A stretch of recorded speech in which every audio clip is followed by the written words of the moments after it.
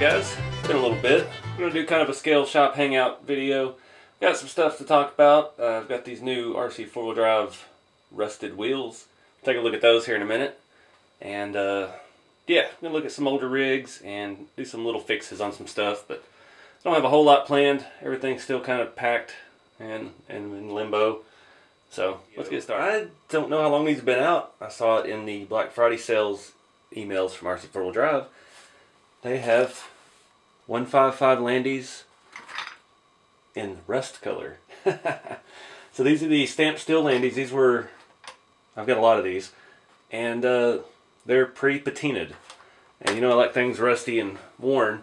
And the picture on their website, like a lot of RC4 Drive stuff, whoever takes their pictures for marketing purposes, need help. Because these looked bad in the picture. They looked bad, but in person, they actually look pretty dang good. And that's, you see that a lot with like the pictures of the RTR trucks and stuff. I mean, the bodies aren't painted because they're showing you how it comes. I get that, but they always set up too tall. They don't, I mean, it's like they just put the prototype out there, you know? So we're going to open these up and take a look. I don't know, I'm thinking about putting them on the RC Model X silver truck there. I'm really digging the black wheels and those Swampers. And I've had them on there forever. Those tires are really nice and broken in. I really don't want to take them off the wheel, so we may have to buy a new tire to go with this. But I want to take a look at them today, see how they really look and hurt. Slide these things out. I've got some screws. Oh, that's far enough because I'm probably not going to mount them today. Even the inside is weathered as well. Awesome. Nice, nice. Because these are reversible, you can take this hub and flip it around and adjust your offset if you want. I believe these are, yeah. That is pretty cool. They actually do have texture, so it's not just a printed on finish. It almost looks like it's actually rusted and they just misted white paint over it. I dig it. So that actually looks really, really good. There, switch to the phone camera. I can get a little bit closer look at it. And like I said, it's textured. Where the rust is, you can feel it. The inside, just as nicely worn. Very nicely done. Exactly. In the pictures, it looks like Photoshop weathering on a white wheel. There's even like some crusty stuff down in there. So this is cool. I hope to see more stuff like this. This is actually looks pretty legit.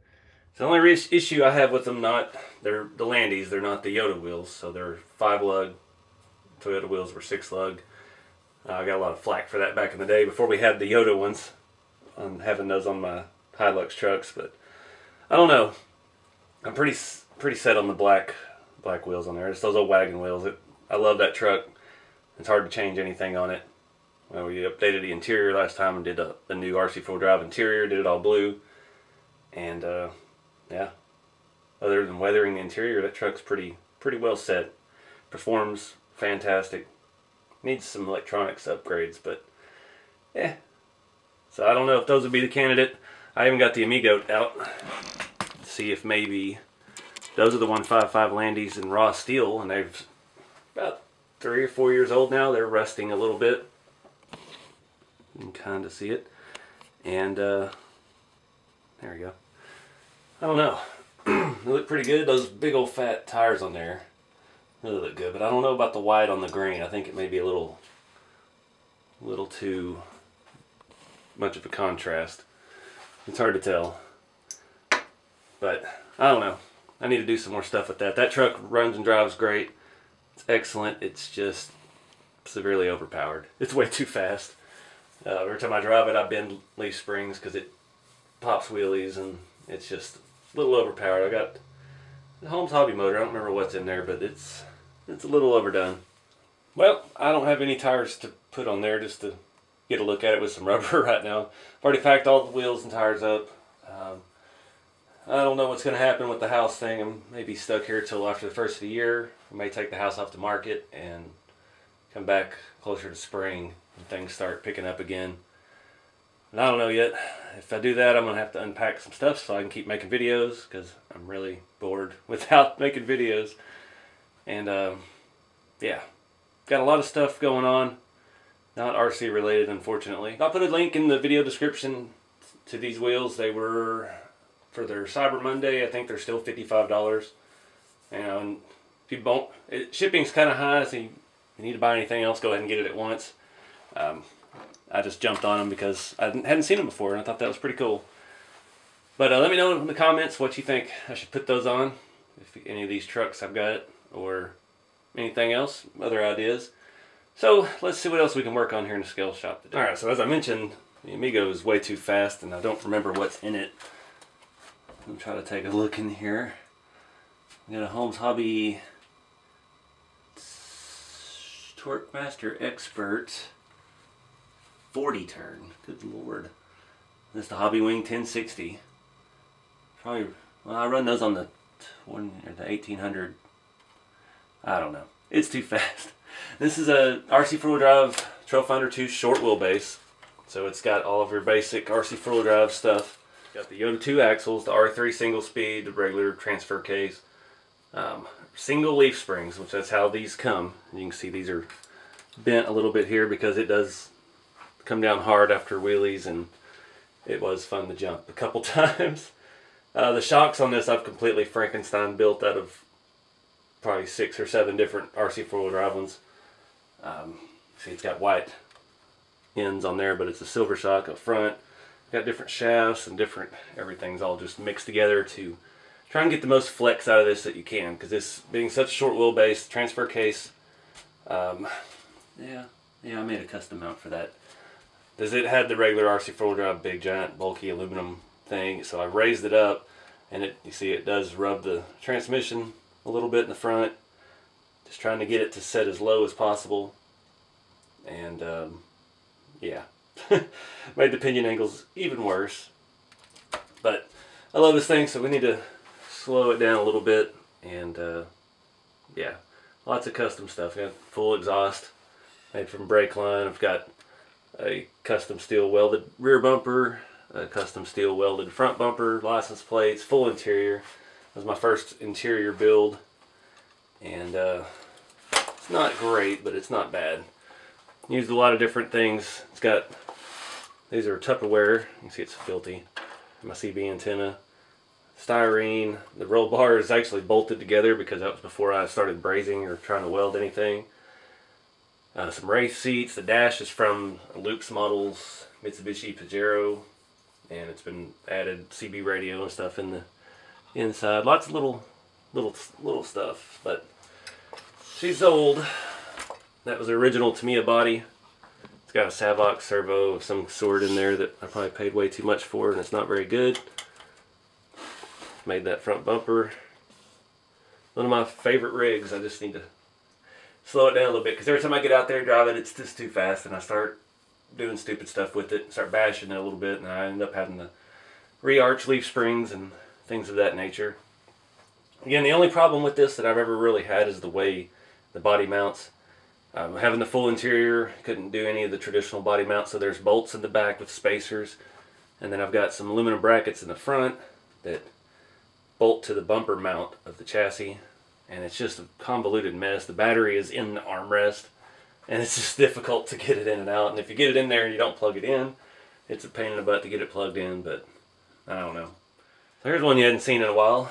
I haven't done a whole lot with this thing. I broke a mirror at USTE last year, and it does come with the rubber ones.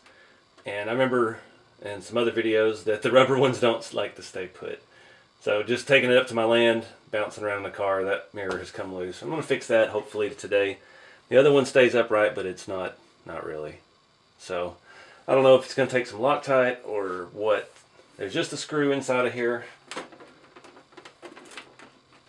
that goes into the mirror.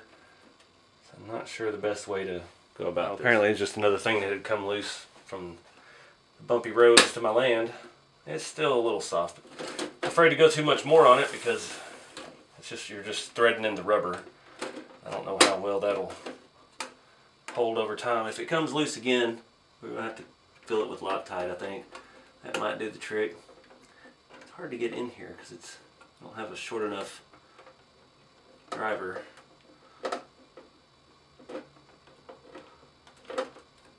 Oh, it feels pretty good. Nope. Tighten it up some more.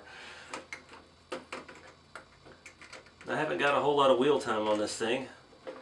Fortunately, I did the mods to it, put the tires and wheels, get the bumper and the skid plates. I was trying to lighten it up a little bit. I removed the back seats. This has that whole drop-in floor with fold-up seats and stuff, and I didn't like any of that because it looked a little cheesy. So we gutted all that out. This body is a little bit more complicated than the old Defenders. Like, can't just pull the top right off. There's a bunch of screws, and then you have to basically disassemble all the interior piece by piece to get the dash out to be able to get the windshield separated from the roof.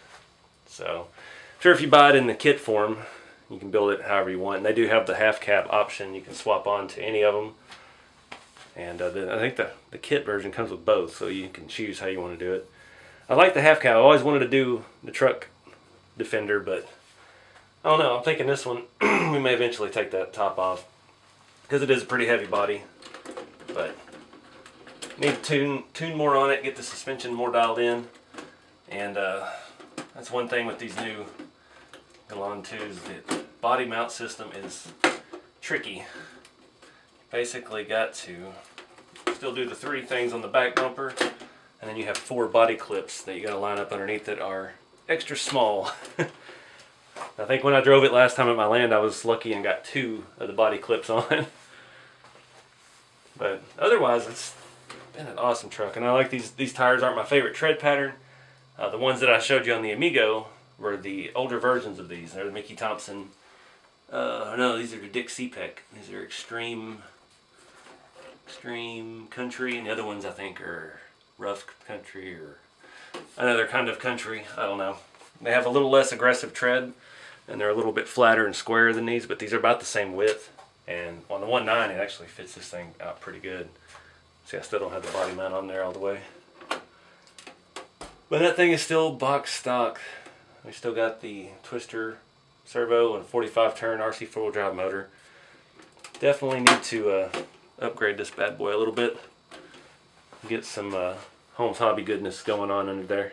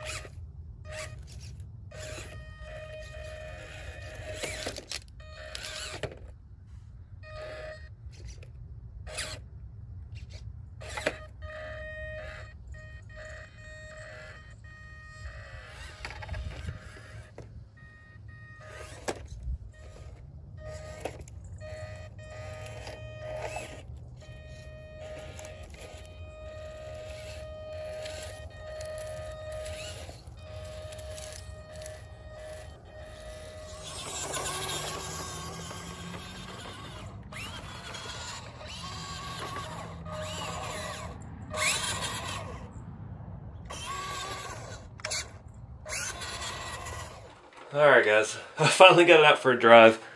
I don't have anything scaled for this. Everything I've got's kind of geared around the 1/10 scale stuff. But, not disappointed. I thought I broke it. At one point, I had a bunch of stuff wrapped around one of the axles, and I was spinning it, and it wasn't going anywhere. But nothing broke. All my drive shafts are intact. All of my wheels still spin. Everything still works. So, I'm digging it. I charged my battery up before I went out for Thanksgiving, and I didn't drive it out there, and I left the battery plugged up to the charger, but the charger wasn't plugged into anything, and it was dead. So it says on there, do not leave connected. So don't leave your battery connected to anything, because it may drain on you. Oh my lord.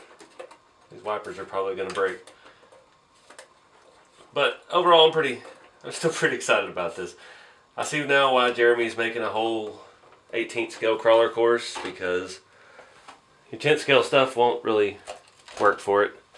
But I am excited I got the Jeep coming, and I'm looking for mods for this. So if y'all know of anything cool you've seen on these, whether it's wheels off the SCX-24 that would look good on here, you know, if you've already swapped on offsets and stuff, comment links below.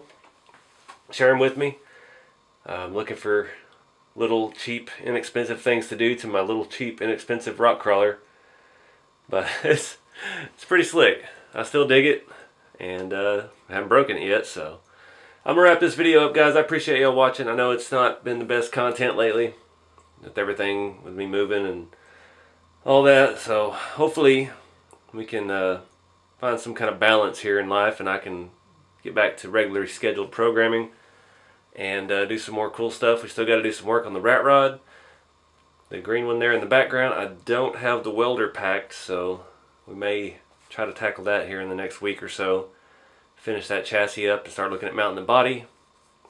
But we'll see. Only who knows where we'll end up. But I appreciate you guys watching. If you're interested in these little blue trucks, there's some links below to my Amazon store. I've got the Jeep, and they've got a 80 series Land Cruiser and a couple little things, and they're relatively expensive. I think that Jeep I picked up Friday, it was like $90 shipped with tax and everything.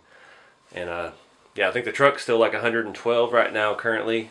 I paid $140 for this one because it wasn't on sale yet, but no regrets, because it's actually been a pretty cool little truck. But anyways, post links below if you've got any cool scale stuff for this. You've seen any kind of wheels and tire swaps and stuff, I'm interested in seeing it. And keep it scale, guys. I'll see y'all in the next one.